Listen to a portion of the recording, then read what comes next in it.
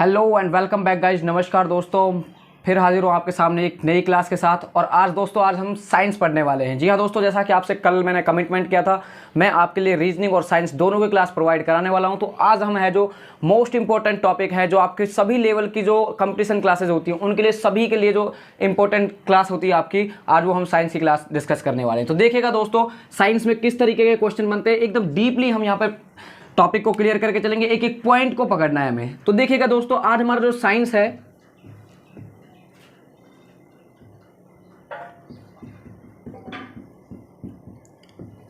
ठीक है, general science की हम बात करने वाले हैं, जो आपके लिए मैं आपको यहाँ पर रीट लेवल तक का कंप्लीट कराने वाला हूँ। तो सबसे हम यहाँ पर हम बात करते हैं, देखो किसकी। तो साइंस में आज हम जो सबसे इंपॉर्टेंट टॉपिक बात करने वाले हैं, वो टॉपिक है आज आपका ब्लड को हम कंटिन्यू करने वाले हैं। तो ब्लड के बारे में आज हम डिस्कस करेंगे। ब्लड क्या है, कैसे कैसे क्वेश्चंस बनते हैं एग्जाम में, तो वो सब चीजें हम डिस्कस करने वाले हैं। तो देखो दोस्तों, सबसे पहले हम बात करते हैं ब्लड की। तो ब्लड में क्या करना है हमें, किस प्रकार के कौन कौन से क्वेश्चन है जो पुटअप किए जाते हैं एग्जाम के अंदर से, और क्या क्या क्वेश्चन के आने की जो संभावना है वो रहती है। तो देखिएगा, सबसे पहले हम ब्लड की बात करते हैं। तो ब्लड क्या है, ब्लड को काफी लोग हैं जो तरल पदार्थ मानते हैं। ब्लड को काफी लोग हैं जो क्या मानते हैं, तरल पदार्थ मानते हैं, जबकि ये तरल पदार्थ नहीं होता। ये क्या है, ये आपका कंप्लीटली यहाँ पर ये कनेक्टिंग करता है, टिश्यूओं की कनेक्टिंग करता है आपस में। इसके अंदर लिक्विड भी है और क्या है, रेड कार्पल्स भी हैं। सो दिस रीजन ब्लड है, जो ब्लड को यहाँ पर तरल संयोजी ऊतक माना जाएगा। क्या माना जाएगा दोस्तों, तरल संयोजी ऊतक, न कि तरल पदार्थ, तरल संयोजी ऊतक। ठीक है, बिल्कुल जी हाँ, ये आपका क्या है, ऑर्गन होता है एक टाइप का। ठीक है, क्यों, क्योंकि ये क्या करता है, सभी ऑर्गन्स को जोड़ने का वर्क करता है। तो सो दिस रीजन क्या है, ब्लड तरल पदार्थ नहीं मानकर उसको हम क्या मानेंगे, तरल संयोजी ऊतक है जो मानने वाले हैं। उसके बाद दोस्तों नेक्स्ट देखिएगा, नेक्स्ट पॉइंट क्या है कि मानव है, जो मानव के अंदर जो ब्लड है, ब्लड कैसा होता है। तो मानव के अंदर आपको पता है, मानव के अंदर ब्लड कैसा है, मानव के अंदर रेड कलर का ब्लड होता है। ठीक है, अब इसके यहां से क्वेश्चन नहीं आता, क्वेश्चन आता है कि मानव के अंदर किस प्रकार का ब्लड सर्कुलेशन पाया जाता है। तो मानव के अंदर जो ब्लड सर्कुलेशन है वो दोस्तों बंद प्रकार का और दोहरा होता है, डबल सर्कुलेशन टाइप का ब्लड है जो मानव के अंदर पाया जाता है, दोहरा पाया जाता है। और यहां पर ही एक क्वेश्चन कंप्लीट करते हैं हम, क्या है कि दोहरे परिसंचरण की जो खोज है वो किसने की थी। तो वो दोस्तों की थी आपके विलियम हार्वे ने। जी हाँ दोस्तों, साइंटिस्ट का जो नाम है वो क्या है आपका, विलियम हार्वे है। विलियम हार्वे ने मानव के अंदर दोहरे परिसंचरण की खोज की थी। तो यहीं से दोस्तों एक और क्वेश्चन पुटअप किया जा सकता है कि जो ब्लड होता है, ब्लड मानव के अंदर माना गया है कि मानव के अंदर कैसा है, बंद है, और कैसा है, दोहरा है। तो काफी बार पूछ लिया जाता है कि खुला सर्कुलेशन किसके अंदर होता है। तो पक्षी हैं जो आपके, पक्षियों के अंदर क्या है, पक्षियों के अंदर और भी कई स्पीसीज हैं, उनके अंदर कैसा होता है, खुला रक्त परिसंचरण है जो पाया जाता है। तो पक्षियों के अंदर कैसा रक्त परिसंचरण होता है, वो खुला प्रकार का होता है। कैसा होता है दोस्तों, खुला। और हमेशा याद रखना, पक्षियों को एवीज वर्ग में रखा गया है। तो काफी बार एवीज वर्ग दे दिया जाता है कि निम्न में से खुला रक्त परिसंचरण किसके अंदर पाया जाता है। तो कौन सा है, एवीज वर्ग भी दिया रहता है। ठीक है, तो जितने भी पक्षी हैं वो सब किस में आते हैं, आपके एवीज वर्ग में आते हैं। नेक्स्ट देखिएगा दोस्तों, इसी प्रकार से नेक्स्ट क्वेश्चन है। नेक्स्ट क्वेश्चन क्या बनता है कि मानव के अंदर एक स्वस्थ व्यक्ति होता है, स्वस्थ व्यक्ति के अंदर जो ब्लड है वो कितना होता है। तो वो होता है दोस्तों आपका 5 लीटर के समथिंग जो आपका ब्लड है वो मानव के अंदर होता है। ठीक है, इसके बाद यहां से एक इंपॉर्टेंट जो क्वेश्चन है वो काफी बार पुटअप किया जा चुका है। क्या है कि जो ह्यूमन बॉडी होती है, ह्यूमन बॉडी का कितना प्रतिशत, ह्यूमन बॉडी का कितने प्रतिशत जो ब्लड है वो टोटल होता है। तो ह्यूमन बॉडी है, जो ह्यूमन बॉडी का यहां पर आपका 7% है जो ब्लड होता है। ह्यूमन बॉडी का 7%, ह्यूमन बॉडी का क्या, ह्यूमन बॉडी के वेट का, जो ह्यूमन बॉडी है, ह्यूमन बॉडी का जो वेट होता है, वेट का कितना प्रतिशत, 7%। इट्स मीन, इसका मतलब क्या है कि अगर किसी व्यक्ति के अंदर जो वजन है, वजन का कितना प्रतिशत बनाता है जो ब्लड है, ब्लड वो आपका 7% बनाता है। अब ये जो 7% है ये आपका एक स्वस्थ व्यक्ति के लिए, स्वस्थ व्यक्ति क्यों, स्वस्थ व्यक्ति माना गया है 60 से 70 किलोग्राम का। ठीक है, अकॉर्डिंग टू बीएमआई। बीएमआई क्या है, बीएमआई का फुल फॉर्म भी काफी बार पूछ लिया जाता है, बॉडी मास इंडेक्स, जो मोटापा नापने की यूनिट होती है उसके बेसिस पर। ठीक है, तो अकॉर्डिंग टू बीएमआई के अकॉर्डिंग जो स्वस्थ व्यक्ति है उसका वजन कितना होना चाहिए, 60 से 70 किलोग्राम होना चाहिए। और 60 से 70 किलोग्राम का कितना, 7% है जो क्या होता है, मानव के अंदर रक्त होता है। अब अगर हम बात करें कि इसकी कोई व्यक्ति 500 किलोग्राम का है, तो भाई 500 किलोग्राम के हिसाब से अगर हम किसकी बात करें, 7% की, तो साहब 35 लीटर खून हो जाएगा। ठीक है, जबकि इतना होता नहीं है। नेक्स्ट देखिएगा भाई, नेक्स्ट हम बात करते हैं, 7% वजन हो गया। उसके बाद कि जो मानव है, मानव के अंदर जो ब्लड होता है, ब्लड का रक्त कैसा होता है, वो लाल रंग का होता है, ठीक है। वो कैसे होने वाला है, हीमोग्लोबिन के कारण होने वाला है, वो अभी हम आरबीसी जब पढ़ेंगे तो आरबीसी में डिस्कस करेंगे, ठीक है। उसके बाद काफी बार ब्लड का पीएच भी पूछ लिया जाता है कि पीएच कितना होता है। तो पीएच होता है दोस्तों आपका यहाँ पर जो ब्लड है, ब्लड का पीएच एग्जैक्ट 7.4 है। इट्स मीन जो ब्लड है, ब्लड कैसा होता है, ये ब्लड है जो आपका क्षारीय प्रकृति का होता है। जी हाँ दोस्तों, जो 7 से ज्यादा पीएच होती है वो किस में काउंट की जाती है, क्षारीय प्रकृति में। तो वो ब्लड है जो कैसा है, क्षारीय प्रकृति का है। उसके बाद काफी बार इंपॉर्टेंट क्वेश्चन पूछ लिया जाता है कि ब्लड है जो जल से भारी है या हल्का है, जल से भारी है या क्या है, हल्का है। तो जल से दोस्तों कैसा होता है, जल से भारी होता है, सिर्फ और सिर्फ एम्फीबियंस को छोड़कर। किसको छोड़ दें हम, एम्फीबियंस को छोड़ दें। एम्फीबियंस क्या होते हैं, एम्फीबियंस की अगर हम बात करें तो उभयचर जो हैं, उभयचरों को अगर हम छोड़ देते हैं तो उनका ब्लड रक्त से ब्लड है जो क्या होता है, जल से कम हो, जल से हल्का होता है। जबकि अदर स्पीसीज की बात करते हैं, ह्यूमन की बात करें तो ह्यूमन का कैसा है, भारी होता है, ठीक है। नेक्स्ट देखिएगा, नेक्स्ट हम बात करते हैं कि जो ब्लड है, ब्लड का कंपोजिशन क्या है। तो ब्लड के कंपोजिशन से काफी इंपॉर्टेंट क्वेश्चन आते हैं। तो ब्लड का कंपोजिशन एक हम चार्ट फ्लो के बाय थ्रू कंप्लीट करेंगे।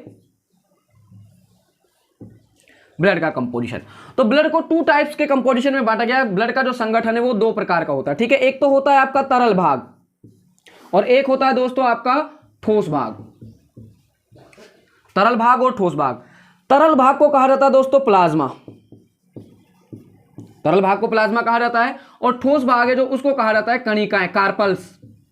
नॉट अ सेल्स, सेल्स नहीं है, क्या है, कार्पल्स है ये, ठीक है। तो प्लाज्मा है और उधर क्या है भाई, आपकी कणिकाएं। तो प्लाज्मा जो आपका होता है वो होता है दोस्तों 55%।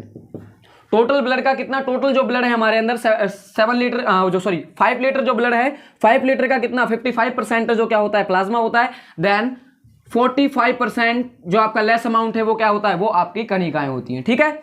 उसके बाद देखिएगा, उसके बाद हम कणिकाएं बाद में पढ़ेंगे, इससे पहले हमें प्लाज्मा कंप्लीट करेंगे। क्यों, क्योंकि प्लाज्मा आपका छोटा टॉपिक है और इंपॉर्टेंट क्वेश्चन है जो आपके यहां से पुटअप किए जाते हैं। तो देखिएगा दोस्तों, प्लाज्मा है जो, प्लाज्मा के अंदर काफी बार पूछ लिया जाता है कि प्लाज्मा के अंदर 90 to 92% जो क्या रहता है दोस्तों, जल रहता है। क्या रहता है, 90 से आपको 92% जो क्या मिलने वाला है, प्लाज्मा के अंदर जल मिलने वाला है। और उसके बाद जो आपका 8% बचा है उसके अंदर क्या होता है, कार्बनिक पदार्थ, अकार्बनिक पदार्थ, साल्ट और भी बहुत सारे मिनरल्स वगैरह हैं वो रहने वाले। तो उनकी मैं डायरेक्ट यहां पर आपको क्वांटिटी लिख रहा हूं, ठीक है। तो 0.1% है जो आपका रहता है दोस्तों ग्लूकोज। 0.1% क्या रहता है, ग्लूकोज रहता है। तभी आपको जब डॉक्टर ग्लूकोज चढ़ाता है तो उसके ऊपर क्लियर लिखा होता है कि 0.1% आपका क्या है, NaCl का ग्लूकोज सॉल्यूशन है। तो आपको जो चढ़ाया जाता है वहां पर लेवल देखिएगा, कभी 0.1% ग्लूकोज आपको मिलेगा, ठीक है। उसके बाद देखिएगा, उसके बाद आपका 6 से 7% है जो आपका होता है दोस्तों यहां पर प्रोटीन्स। 6 से जो 7% है वो क्या होती है, प्रोटीन्स होती हैं। और प्रोटीन्स के अंदर आपकी मेनली जो प्रोटीन है, एल्बुमिन होता है, फाइब्रोनोजिन होता है और प्रोथ्रोम्बिन होता है। मेन प्रोटीन है दोस्तों, काफी बार पूछ लिया जाता है कि प्लाज्मा के अंदर कौन से प्रोटीन है, तो कौन से, फाइब्रोनोजिन है, प्रोथ्रोम्बिन है और आपका एल्बुमिन है, ठीक है। उसके बाद देखिएगा, उसके बाद हम बात करते हैं 0.9% है वो होते हैं दोस्तों आपके अंदर साल्ट। साल्ट बोले तो जो आपका NaCl वगैरह है, सोडियम साल्ट है, क्लोरीन साल्ट है, मैग्नीशियम साल्ट है और भी जो हमारे ब्लड के अंदर साल्ट रहते हैं वो आपके 0.9% होते हैं, ठीक है। तो ये आपका क्या है, ये आपका प्लाज्मा का कंपोजिशन है। इसके बाद सबसे इंपॉर्टेंट क्वेश्चन यहां से काफी बार, कितनी बार एग्जाम में पूछा गया है कि अगर हमारे ब्लड के अंदर, हमारी बॉडी है जो, बॉडी के अंदर प्लाज्मा की कमी हो जाए, प्लाज्मा की एफिशिएंसी हो जाती है, कमी हो जाती है, तो क्या होता है। तो देखिएगा, तो दोस्तों कमी होगी, सीधी सी बात है, प्लाज्मा की कमी होगी। तो प्लाज्मा की कमी के दौरान इसको दूर कैसे किया जा सकता है, तो इसके लिए यहां से काफी बार क्वेश्चन में पूछा गया है कि प्लाज्मा की कमी पर किसका उपयोग किया जा सकता है। तो दोस्तों यहां पर हम नारियल पानी का उपयोग कर सकते हैं। जो डायरेक्ट नारियल पानी है, नारियल पानी को हम अपने जो कोशिका, जो सेल्स, वेन्स हैं, वेन्स के अंदर क्या कर सकते हैं, इंजेक्ट कर सकते हैं और नारियल पानी का यूज कर सकते हैं, ठीक है। क्योंकि नारियल पानी के अंदर वो सारी क्वांटिटी होती है जो किसके अंदर है, एक प्लाज्मा के अंदर होती है, ठीक है। तो यहां से ये प्लाज्मा है। और इंपॉर्टेंट सवाल क्या है कि प्लाज्मा का वर्क क्या होता है। तो प्लाज्मा है जो, प्लाज्मा का वर्क होता है दोस्तों कि जो बॉडी के अंदर जो भी सप्लाई के लिए होगा, ठीक है, तो उसका काम कौन करेगा, वो करेगा आपका प्लाज्मा। क्यों, क्योंकि ये क्या है, तरल भाग है, लगातार बहता रहता है, ठीक है। तो ये आपका क्या है, प्लाज्मा कंप्लीट हुआ है। इसके बाद देखिएगा दोस्तों, नेक्स्ट हम बात करते हैं कणिकाओं की। स्क्रीनशॉट ले लीजिएगा अगर आपको जरूरत है तो।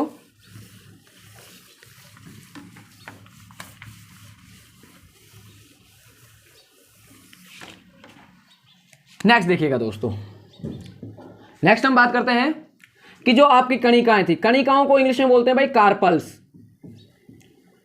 कणिकाएं कार्पल्स। ठीक है, कार्पल्स की बात करते हैं तो कार्पल्स क्या होती है। पहली बात तो ये समझना होगा हमें कार्पल्स क्यों कहा है, इनको कार्पल्स क्यों कहा है। आप देख रहे हो कि ये क्या है, ये हमारा ब्लड वेसल्स है, ब्लड नलिका है, और ब्लड नलिका के अंदर क्या हो रहा है, ये यहां से छोटे छोटे डॉटर लाइक स्ट्रक्चर है। जब भी किसी लिक्विड के अंदर, किसी तरल मटेरियल के अंदर क्या है, कोई ठोस पार्ट, ठीक है, कोई सॉलिड सब्सटेंस प्रेजेंस होता है तो उसको हम क्या कहते हैं, उसको हम कहते हैं भाई कार्पल्स। तो due to this reason the cells are called carpals. Next देखिएगा भाई, तो कार्पल्स की अगर मैं बात करता हूं तो कार्पल्स आपके कितने प्रकार के, ब्लड के अंदर जो कार्पल्स होती हैं दोस्तों वो होती है आपकी 3 प्रकार की। फर्स्ट होता है आपका आरबीसी, सेकंड होता है आपका डब्ल्यूबीसी, थर्ड होता है आपका प्लेटलेट्स। ठीक है, 3 प्रकार की आपकी क्या है, सेल्स है जो होती है, आरबीसी है, डब्ल्यूबीसी है, उसके बाद क्या है, प्लेटलेट्स है। तो नेक्स्ट देखिएगा, अब हम क्या करते हैं, यहां पर एक एक पॉइंट को इजी वे में बहुत ही अच्छे तरीके से कंप्लीट करने वाले हैं। तो फर्स्ट में आपका है जो, फर्स्ट में हेडिंग लगाइएगा आप, क्या है आपका आरबीसी। तो आरबीसी को कंप्लीट करते हैं भाई। आरबीसी से बहुत ज्यादा इंपॉर्टेंट क्वेश्चन है जो काफी बार पुटअप किए गए। तो आरबीसी की बात करते हैं भाई। आरबीसी काफी बार सीधा सीधा सा सिंपल क्वेश्चन दे देता है कि आरबीसी का पूरा नाम क्या है, the full form of RBC. तो आरबीसी का फुल फॉर्म क्या होता है दोस्तों, कई बच्चे क्या करते हैं, रेड ब्लड सेल्स करते हैं, उसमें पहला ऑप्शन ही होता है रेड ब्लड सेल, लेकिन रेड ब्लड सेल नहीं है, ये क्या है, रेड ब्लड कार्पल्स। अभी बताया क्यों बोलते हैं इनको कार्पल्स। ठीक है, तो ये क्या है आपकी रेड ब्लड कार्पल्स है। ठीक है, उसके बाद देखिएगा, उसके बाद हम बात करते हैं कि जो आरबीसी होती है आपकी, आरबीसी के अंदर क्या केंद्रक उपस्थित रहता है। इंपॉर्टेंट क्वेश्चन है बेटा, काफी बार पूछा गया है कि आरबीसी के अंदर केंद्रक उपस्थित रहता है, बिल्कुल नहीं रहता दोस्तों। तो ये क्या है, ये आपका केंद्रक विहीन कोशिका, इनके अंदर जो न्यूक्लियस है वो अनप्रेजेंट रहता है। क्यों रहता है, क्यों, क्योंकि आरबीसी है जो, आरबीसी का काम होता है हीमोग्लोबिन के साथ जुड़कर, हीमोग्लोबिन इसमें फिक्स होगा, हीमोग्लोबिन क्या करेगा, ऑक्सीजन के साथ जुड़कर ऑक्सी हीमोग्लोबिन बनाता है, ऑक्सी हीमोग्लोबिन बनाता है। तो हीमोग्लोबिन ज्यादा चाहिए, ज्यादा क्वांटिटी में चाहिए। तो ये देखिएगा, ये आपका सेल है और सेल के अंदर ये अगर न्यूक्लियस होता तो क्या होता, इतना जो पार्ट है वो कवर कर लेता, तो हीमोग्लोबिन कम क्वांटिटी में आता। तो यहां पर क्या है, इस क्वांटिटी को कम करने के लिए, इसलिए यहां से सारा कुछ सिस्टम ही हटा दिया गया है, क्या है कि न्यूक्लियस को खत्म करो भाई। ठीक है, तो इसलिए इसके अंदर न्यूक्लियस नहीं होता। उसके बाद इंपॉर्टेंट क्वेश्चन है कि किसमें नहीं होता, ये स्तनधारी प्राणियों की बात हो रही है, सिर्फ किसकी बात हो रही है, काफी बार पूछ लिया जाता है कि किन स्तनधारी प्राणियों के अंदर केंद्रक नहीं होता। तो ह्यूमन वगैरह के अंदर जो क्या नाम है, केंद्रक है वो नहीं होता। ठीक है, जबकि अगर मैं बात करता हूं कि इसकी 2 जीव ऐसे हैं आपके, एक तो लामा और एक होता है दोस्तों ऊंट। ठीक है, इनकी आरबीसी के अंदर जो केंद्रक है वो पाया जाता है। ठीक है, क्यों, क्योंकि इनकी आरबीसी क्या होती है, बड़ी होती है। तो बड़ी होने के कारण इनकी जो इनका केंद्रक, इनका जो आरबीसी उनके अंदर क्या होगा, केंद्रक पाया जाएगा। नेक्स्ट देखिएगा दोस्तों, नेक्स्ट हम बात करते हैं हीमोग्लोबिन इसमें प्रेजेंस होता है। तो हीमोग्लोबिन के कारण ही क्या है, इसका रंग कैसा होता है, वो लाल होता है आपका। ठीक है, इसके बाद देखो, इसके बाद हम बात करते हैं कि आरबीसी है जो, आरबीसी का जीवन काल। तो जीवन काल है जो दोस्तों इसका कितना होता है, 100 से 120 दिन होता है ह्यूमन के अंदर, 100 से 120 दिन किसके अंदर, ह्यूमन के अंदर होता है। जबकि अगर काफी बार पूछा जाता है कि सबसे ज्यादा जीवन काल है जो किसका है, तो सबसे ज्यादा जो जीवन काल है वो होता है दोस्तों आपका कुत्ते की आरबीसी का। जो कुत्ते होते हैं आपके, कुत्ते की आरबीसी का जो जीवन काल है वो 124 डेज का होता है, 124 दिन का जो साइकिल है वो इनकी आरबीसी का होता है। ठीक है, इसके बाद देखो, इसके बाद हम बात करते हैं कि जो आरबीसी होती है आपकी, आरबीसी का निर्माण कहां होता है, आरबीसी का जो निर्माण है वो कहां होता है। तो देखो दोस्तों, अलग अलग स्टेज में अलग अलग इनका क्या होता है, निर्माण होता है। अब आपको, आप ज्यादातर देखते हो, बुक्स देखते हो, ऑनलाइन क्लास देखते हो, उनमें क्या है, सीधा लिख देते हैं कि किसमें होता है, ओनली ऑन लाल अस्थि मज्जा में लिख देते हैं आपको, लाल अस्थि मज्जा जो बोन मैरो है, बोन मैरो के अंदर होता है। ठीक है, जबकि अगर हम बात करें अलग अलग स्टेजों में अलग अलग होता है। सबसे पहले हम बात करते हैं कि जो बेबी है, ठीक है, बेबी जब कितने मंथ का होता है, 1 to 2 मंथ का होता है, तो कहां पर इसका फॉर्मेशन होता है, तो होता है आपका साहब यहां पर प्लीहा होता है आपका। ठीक है, प्लीहा होता है। उसके बाद हम इसको कह सकते हैं कि 1 से 5 भी कह सकते हैं, 1 से 5 मंथ का होता है जो कहां पर होता है, प्लीहा में होता है। उसके बाद जो एक एडल्ट पर्सन है, एडल्ट पर्सन के अंदर जो फॉर्मेशन होता है वो कहां होता है, वो आपका लाल अस्थि मज्जा में होता है, जबकि बच्चे के अंदर लाल अस्थि मज्जा में नहीं होता है। याद रखना ये चीज हमेशा। ठीक है, नेक्स्ट देखिएगा भाई, नेक्स्ट हम बात करते हैं कि जो आरबीसी है, ठीक है, काफी बार आकार को लेकर क्वेश्चन पूछा जाता है। तो आकार जो इसका होता है वो आपका एक like as a plate like structure, ठीक है, गोल और प्लेट लाइक स्ट्रक्चर होगी। उसके बाद आकार से क्वेश्चन आता है आपका, आकार से क्या क्वेश्चन आता है कि सबसे बड़ी आरबीसी किसकी है, सबसे बड़ी आरबीसी किसकी है। तो सबसे बड़ी जो आरबीसी होती है वो होती है बेटा एम्फीयूमा वर्ग की। कौन सा वर्ग है भाई, एम्फीयूमा वर्ग। एम्फीयूमा वर्ग की अगर मैं बात करता हूं, एम्फीयूमा वर्ग क्या होता है, उभयचर वर्ग है जो आपका, वो एम्फीयूमा वर्ग होता है। इट्स मीन अगर मैं बात करता हूं तो मेंढक वगैरह हैं जो ये किस में आते हैं, एम्फीयूमा वर्ग में आते हैं। इनकी जो आरबीसी है वो सबसे ज्यादा बड़ी होती है स्तनधारियों के अंदर। किसके अंदर, सॉरी स्तनधारियों के अंदर नहीं, ओवरऑल वर्ल्ड के अंदर, ठीक है, एम्फीयूमा वर्ग की। उसके बाद हम बात करते हैं कि मानव की आरबीसी कितनी है। मानव की आरबीसी का आकार है जो कितना होता है, तो वो होता है दोस्तों आपका 7.4 माइक्रोन, 7.4 माइक्रोन। और जबकि जो एम्फीयूमा है ये होता है आपका 75 माइक्रोन का। एम्फीयूमा कितने वर्ग का होता है, 75 माइक्रोन का। उसके बाद हम बात करते हैं दोस्तों, काफी बार इंपॉर्टेंट क्वेश्चन पूछा गया है कि भाई जो आपका सबसे बड़ा स्तनधारी है, स्तनधारी है, स्तनधारी में सबसे बड़ी आरबीसी किसकी होगी। तो स्तनधारियों में किसमें भाई,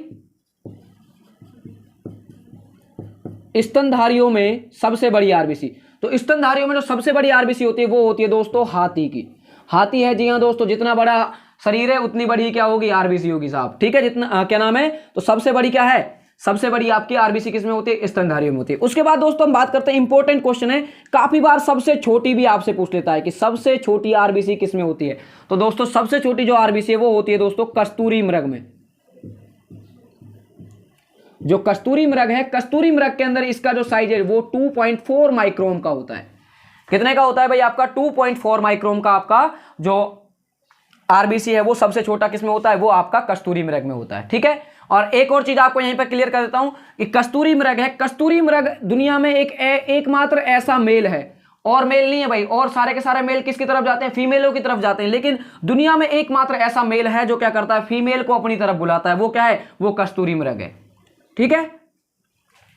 तो स्क्रीनशॉट लेना चाहे तो आप ले सकते हैं, और भी आरबीसी के बारे में अभी डिस्कस करने वाले हैं हम।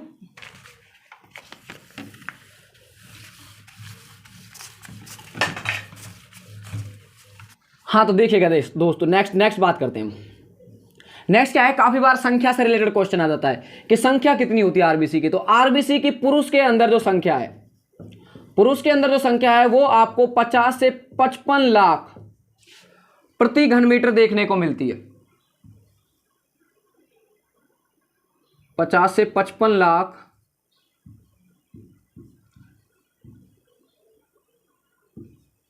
सौ ml ब्लड के अंदर, 100 ml ब्लड के अंदर कितनी देखने को मिलेगी, 50 से 55 लाख है जो देखने को मिलती है। जबकि महिलाओं के अंदर आरबीसी कम होती है। क्यों कम होती है, क्यों, क्योंकि महिलाएं हैं जो शारीरिक रूप से लड़कों से क्या होती हैं, कमजोर होती हैं। तो यहां पर महिलाएं हैं, महिलाओं के अंदर अप्रोक्सीमेट आपको 45 लाख प्रति घन ml में देखने को मिल सकती हैं, ठीक है।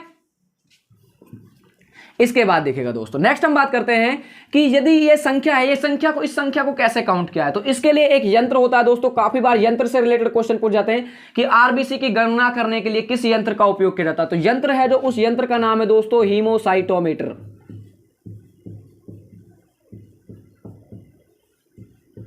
जो आरबीसी की गणना करता है वो कौन सा होता है, वो होता है आपका हीमोसाइटोमीटर, ठीक है। हीमोसाइटोमीटर द्वारा गणना की जाती है। अब काफी बार इंपॉर्टेंट क्वेश्चन पूछा जाता है कि अगर इस संख्या से कमी हो जाए, मान के चलो आरबीसी की क्या हो गई, कमी हो गई, तो आरबीसी की जो कमी होती है, आरबीसी की कमी से एनीमिया नामक रोग हो जाता है। कौन सा रोग होगा भाई, एनीमिया नामक रोग है जो हो जाता है, ठीक है। उसके बाद देखो, उसके बाद हम बात करते हैं, अब कमी से तो हमें समझ आ गया भाई, अब कमी से एनीमिया नामक रोग होता है कि अगर अधिकता हो जाए तो क्या होगा भाई। काफी बार कमी से क्वेश्चन नहीं आता, क्यों, क्योंकि कमी का सबको पता होता है। अधिकता से कौन सा रोग हो जाता है, तो अधिकता से हम बात करते हैं, अधिकता से रोग हो जाता है दोस्तों पॉलीसाइथेमिया।